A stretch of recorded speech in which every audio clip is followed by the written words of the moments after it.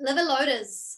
These are the things that load up your liver and make it hard work. It's like, oh, got this big load of junk to carry around with me, or detox.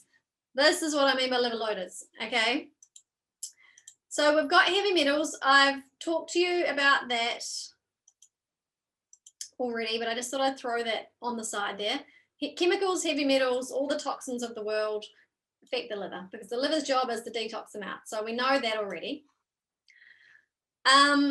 However, like I mentioned before, the gut really, really, really plays a massive role. If your gut is inflamed, if you've got leaky gut or hyperpermeability or major issues going on there, then you're going to get a liver problem. And it doesn't mean you're going to get fatty liver. No, it doesn't mean that. But what it means is that your liver's always going to be stressed and busy. It's like basically it could be doing a lot of other things, right? But there's this constant flow. If you imagine your gut's here, your liver's there, there's all this constant flow of junk coming through from the gut. Junk. Imagine if that junk wasn't there. Imagine what the liver would do. It'd be like, okay, get rid of the hormones and do all these other things in the body, but it has to deal with all the toxins, right? So it's just another stress. So we want to slow down this flow of stuff from the gut that's permeating through into the blood, heal it up, so that the liver can just focus on doing the things that it's other things it's got to do. You can have this problem, and this is why a lot of people who when they come to see me, I'm like, oh, your liver's off, and they're like, huh? I eat really good. I don't drink alcohol. I eat really healthily. I don't, I eat organic, and I'm like, interesting. So that just says how bad your gut is. Even though you're doing that, there's still more work to work on the gut. Do work on the gut. So we know alcohol, processed food, sugar deficiencies, all of that lead to infections, because when we get deficient, the immune system becomes deficient. It's very similar. Like when we're deficient, the immune system is deficient. When we're tired, our immune system also is tired. Yeah, we get SIBO, which is small intestinal overgrowth. Talked about that in the gut one as well. We get LPS into the bloodstream, which is what I was kind of talking about before, and this can damage the liver. This can also lead to more insulin problems and metabolic issues and hormone problems. So it's all linked together. You can see how it's all linked together.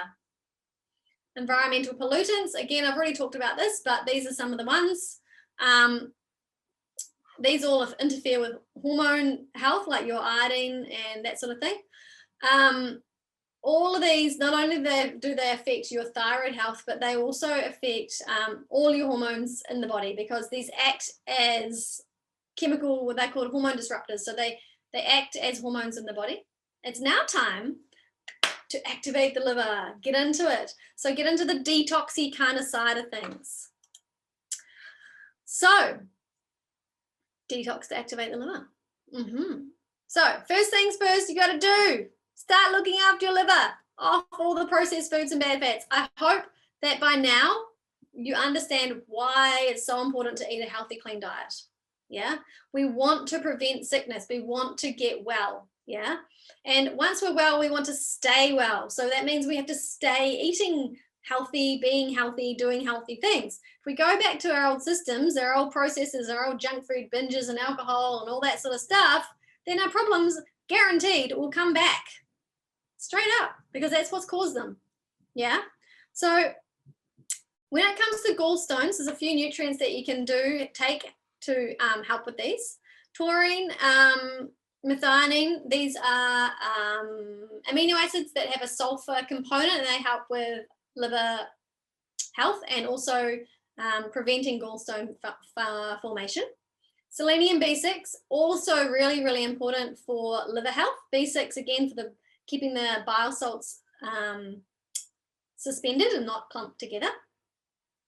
Apple cider vinegar can actually help break down these stones, but you have to do this regularly for a long time. You've got herbs like chancropedra, I would say that wrong. It's also known as stonebreaker, and parsley root. You can take these to help break them down. And again, you have to do these for a very long time. It's not just a few weeks. You need to do it probably for like years, in truth. The thing is it takes a long time to break them down. It's taken many years to get here. And lecithin. So lecithin, when you're doing lecithin, if you've got fatty liver disease, you need to get on the lecithin ASAP and stay on it for quite a long time. Lecithin is high in phosphatidylcholine. It's a natural form of choline. Choline, what I said before, it's not a vitamin nor a mineral, but it is an essential nutrient, and it's high in beef liver. So it's high in the liver. The liver needs it to be healthy and well. Eggs, I think 4 eggs a day of egg yolks gives you your requirements. So it's quite a lot of eggs. Fish, nuts, cauliflower, and broccoli are also high. But you can take lecithin. So if you've got weight problems, if you've got liver problems, if you've got metabolic syndrome, you probably should be on lecithin. That's probably the best thing to think about doing. Not only is lecithin really good for your gut, for your liver, but it's also really good for your brain and your nervous system. So it's doing lots of good things for you. Excuse me. And the thing about lecithin is it will help with all those things, but you need to make sure that it's organic and that it's sunflower lecithin, not the what's it called, the soy one. Soy is a problem when it comes to lecithin because it's been genetically modified. So just be careful on that. Make sure it's always organic sunflower, or at least sunflower, but definitely not soy. Gallbladder flushes are super important. I'm going to talk to you about them in a minute. I believe everybody should do at least a few gallbladder flushes in their lifetime. I've done about 6. When I first started getting well, I did gallbladder flushes and I found them amazing. They're not fun. Let's just say that they're not fun, but you feel amazing afterwards. And whenever people come into the clinic after they've done them, everything tests strong. So I'm like, this is a good sign. Whenever everything starts testing strong, just from doing one little cleanse over 3 days, you know you're onto a good thing. Okay, so there's some other nutrients and herbs and things that we can take to help with the liver. So chlorella, this is what it looks like here, this little guy. It's a little green algae and it does bind onto heavy metals. So heavy metals like cadmium, lead, that sort of thing. Heavy metal toxicity will contribute to nervous system issues, fertility issues, hormone problems, anything to do with the brain. Also candida. It will cause problems in the gut because of that. So we want to get rid of them. We don't have to go out hardcore looking detoxing them though. So if the body's systems are all supported and working well, if our gut is healthy, then our liver is going to be better, and then our body's going to naturally detox itself better. But what happens is when we eat a bad diet, our gut's all inflamed and we're having problems, then our body won't detox as well because it's so overwhelmed with all the influx of stuff that's always coming in through the gut. Yeah, so we can use clays, chlorella, and liver herbs to do help this process. The clays work similar to chlorella. Another one is activated charcoal. Again, just want to make sure clays, chlorella, and activated charcoal are all clean and aren't contaminated by heavy metals. You need to talk to the manufacturer. It should say tested for heavy metals. If it doesn't, be very careful. Ask me about certain brands. I will recommend certain ones and tell you to stay way away from other ones. Liver herbs can be really great to take on an ongoing basis. So globe, artichoke, milk thistle, schisandra, and turmeric. So good old turmeric is a great herb. It's obviously anti-inflammatory, as we all know, but it's actually a liver herb as well. So it helps your liver detox. Schisandra is really great. It's got a very strong taste that some people love and some people absolutely hate. But it is a general, it's the 5 tastes herb. So it's sweet, sour, bitter, pungent, salty. It's got all those tastes in it. So when you've got all 5 tastes in a herb, you know that it's doing lots of different good things throughout the body. Milk thistle is really good. A lot of studies on milk thistle for prevention of alcohol, like damage caused by alcohol, so cirrhosis and that sort of thing. So it's a really good one for preventing oxidative stress because it is an antioxidant. And globe artichoke, what this one does is it helps to encourage the production of bile and get everything flowing through the liver and through the gallbladder. So sometimes if you don't have gallstones but you're having a low bile flow, you actually know this because your stool color will be very pale. Yeah, so it can be so pale it can go white, like white, actual white. I remember that happened to me once when I was a kid. I had no idea what the hell was going on, but I knew I was constipated hadn't done a poo in ages, and it was white. And my auntie, my mum's a nurse, and she rang my auntie who was also a nurse. She's like, get her to drink a whole lot of olive oil. So I did that and had a great poo, but it was white. Like crazy. I've never seen that before. And I've never seen it again, thankfully. But if that's happening, you're in trouble. I don't know what had happened to me. I've just remembered the story because obviously it's kind of weird to have a white poo. But basically you want your poo to be a healthy brown color. So like a dark brown, not like that pale clayey color. When it's really pale clay, it can be an indicator that your gallbladder is not working as well as it should be, especially if you're getting like gallbladder symptoms like the ones that I was mentioning before. So yeah, like I was saying, oh, yeah, I spelled detox. It's meant to say detox. 70% of detox happens in the liver. And then the rest of it happens within the cells. The gut plays a massive role in this as well. So zinc will prevent fat accumulation in the liver, and it can clear, it's an antioxidant, clears heavy metals from the body. B complex and B6, super important for nutrients for liver health. Many times people just need B vitamins if everything else is going away, just some B vitamins can sort it out. Magnesium, great studies on that one to say that it actually prevents and slows the progression of liver disease. So that's like cirrhosis and those things I was talking about. Obviously, we want to never get to that point, but magnesium deficiency will, and if you have too low, if your magnesium is deficient, you have more of a likelihood of developing it. Grapefruit can stimulate liver enzymes. So the gallbladder flush, you can use grapefruit, or you can use lemon juice and things like that to help with that process. But having grapefruit can be really great. It also, the thing about grapefruit is it speeds up the breakdown of certain drugs. So you have to be careful if you're on medications. That's what they say, don't have grapefruit when you're on the pill, because it can break it down faster. And beetroot also is another great liver nourishing food, I guess you could say, that will help nourish and help the liver work better. So you know this is super important, and I've been getting you all ready for this. So keep doing these things, don't stop. Just because we do a liver flush doesn't mean everything's sorted. Just because we do a liver detox doesn't mean everything's sorted. Liver detox, the detox is just to give you like a real good like boost, kickstart you off in the right direction, and then you continue off on doing good things, yeah? So cleansing your liver, right, you, it's very exciting. So what we're going to do is, you need to have, if you are just watching this now and you haven't done anything else, do not do this. Yeah, what you need to do first is go through week 1, 2, 3, 4, 5, 6, 7, and then get to here. Yeah. Once you've done that, you've been eating clean. So this is what you've been doing all these weeks now, is getting to the liver. You've been doing a liver cleansing diet. So you are now off all the junky stuff. Yeah, you're eating lots of fruit and veggies. Now what we want to do is prepare you either for the gallbladder flush or the juice cleanse. Now, if you've got lots of liver symptoms, if you've got hormonal problems, spring and summer is the perfect time to do this sort of cleanse, both of these types of cleansing. If you're watching this and it's the middle of winter, do not do it right now. Wait until spring. Yeah, the body naturally detoxes better when it's warm. Detoxing when you're cold is horrible. It gives you more headaches, you just feel yucky, and it's hard work because detoxing isn't easy. Yeah, it's you stop eating, you have to do all these things, and when you're cold and it's miserable outside, it's just so much harder on the body, and so we don't recommend doing it then at all.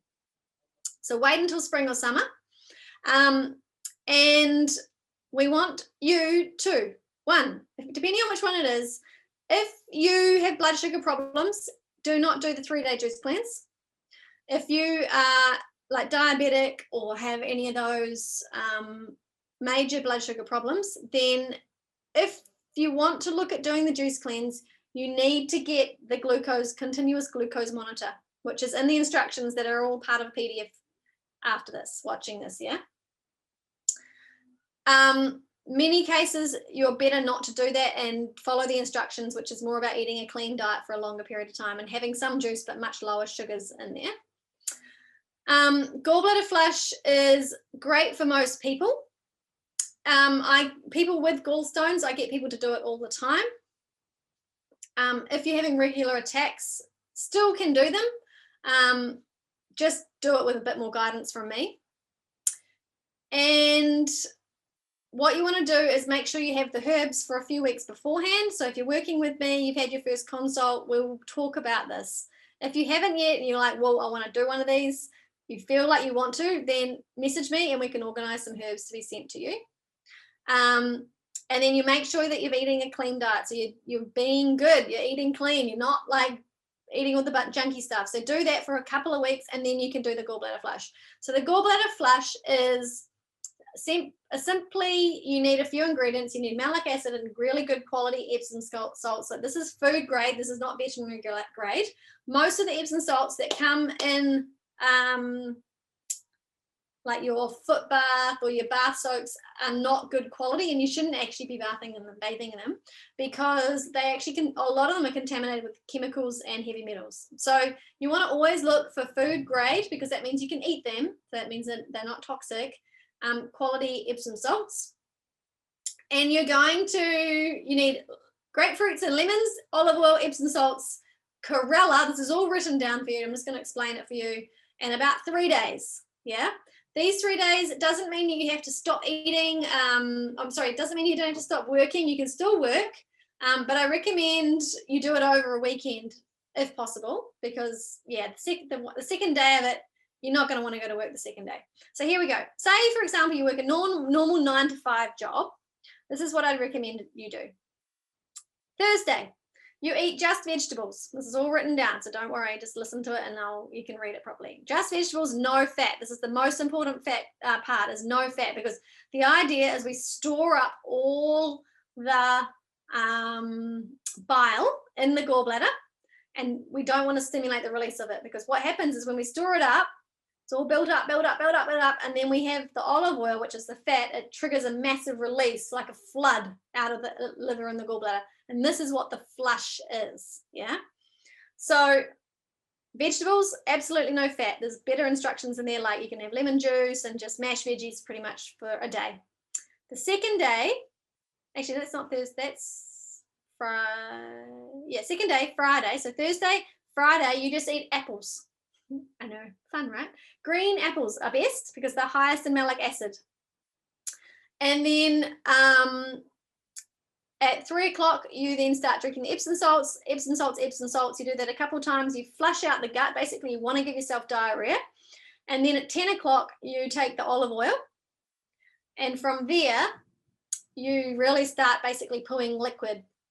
And this is what you want. This is when the stuff comes over. You roll over, go to sleep-ish maybe. If you vomit, it's okay. Don't worry about it. If you feel yucky, don't worry about it. You might have a headache. You might feel pretty yucky. You might not sleep much. Wake up at 6 o'clock or earlier if you want. 6 o'clock in the morning, take the next Epsom salts, and then you're done. Yeah, and then you can slowly start eating food. And something I just forgot to mention is before Thursday where you start eating veggies, 3 days before that, you want to start taking malic acid. And the instructions are in there, but you need to take like a teaspoon or whatever it is in 100 mils of water. And you just drink that throughout over the next 5 days. So what this does is the malic acid helps to soften up the things, the gallstones. Yeah, that's why you eat the apples, because it's high in malic acid. So that's the gallbladder flush. It's a great thing to do if you've never done one and you want to get your health back on track. I'd highly recommend it. The other thing is a 3-day juice cleanse. This is part of the gut healing process. It's part of the liver cleansing. It's all cleansing, so it's coming in liver. You want to do the liver cleanse, like the clean diet first. And then I would recommend is that you get on the GFD product, or one of those ones, to help clear out the pathogens, like the not so good bugs in the gut. And maybe one of the probiotics before you start this. So do that for a couple of weeks prior. And then you can start looking at, once you're feeling okay on that, then you can look at doing the juice cleanse. Once your symptoms have calmed down, because when you take those 2 products, sometimes you can get a bit gassy, bloated, tired, all that sort of detoxy symptoms already. So that's all explained also in the PDFs that I'm putting in here. And I'll also be coaching you and giving you direct guidance with this one as well. So the next step is making sure you're getting 600 grams of vegetables into your diet. So that means you have to go to the shop and buy some scales and start weighing them out. 600 grams of vegetables. This is not starchy. This is like the lighter veggie. So it's quite a lot. It's actually quite hard to do. I've been trying to do it recently. I've still not quite managed to do it yet. And just keep taking those products. So you do all of that. That might even take you more than 2 weeks. It might be 4 weeks or before you get ready to even do the juice cleanse. The reason why I say this is if you just go straight off, watch this video and go, right, I'm doing a juice cleanse, you're going to feel like SHIT majorly, and you might not even feel good by doing it, but because afterwards, because you've released so many chemicals and toxins, your body's overwhelmed. So we don't want to flood your body with all the toxins that are coming out. We want to gently remove them and support your body to do this in a more gentle way. It's going to cause less oxidative stress in the body, and you're actually going to feel better during and afterwards. So it's important you do it like this. Otherwise, you might look at me one day and be like, holy shit, Hannah, what the hell did you do? You know what I mean? I don't want to do that. I don't want you to do that. I want you to feel really good, and I want you to get really good results. So please follow these instructions. Don't take it lightly, like, oh, I don't cleanse all the time. Please do follow them. It's important that you do it correctly.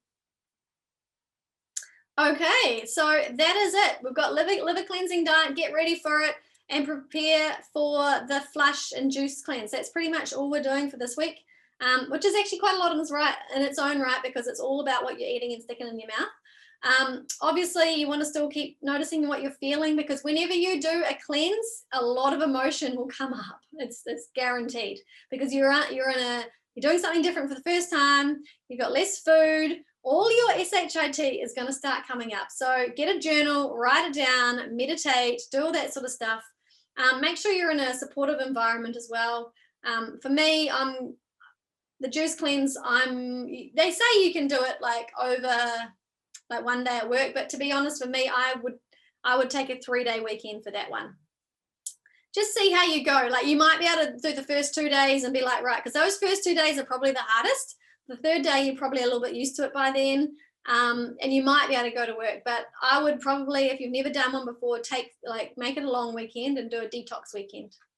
Awesome. Okay, so that's us for now. Have fun.